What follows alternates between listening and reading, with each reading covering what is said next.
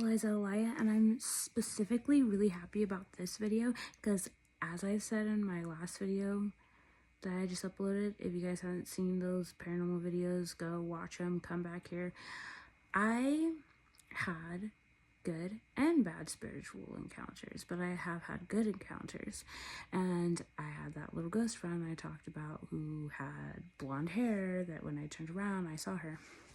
Okay, I'm especially excited and happy about this video because I get to talk about my paranormal doll that I was obsessed with, and still am, and I know she's somewhere around here because I had her in Texas. Like, they found her and I was so mad at my family because I thought that they had gotten rid of her because my sister and nobody liked my doll. They were scared of her, but she was nice.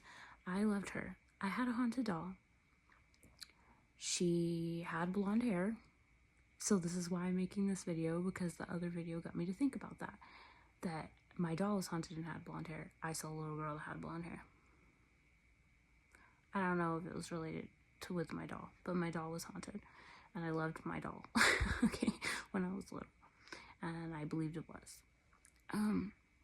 My doll used to talk on its own. It used to move on its own. It would just get up and move somewhere else. Yeah, my doll was not mechanic. You could bounce it and it would sing, but it could not get up and move and walk and do things like that on its own. But I absolutely loved my doll, and it was my favorite doll ever. It made me feel so connected, but because I would have a lot of things going on when I was younger, and it really felt like that was my closest friend when I was little. Honestly, I loved that doll. And she was packed, and because of how bad my sister hated her, I literally thought they got rid of my doll, and I was mad and holding a grudge for literally years until I was an adult and saw my doll again. Until I was an adult and got my doll back again, I was holding such a grudge against my whole family for years. Because that's rude.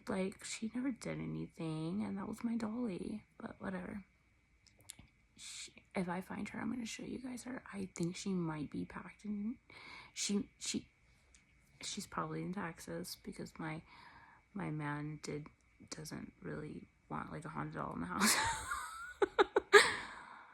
But yeah, no, I will eventually find her, or I will have them find her, and I will eventually show you guys outside of the house, obviously, or I don't know. I will find her.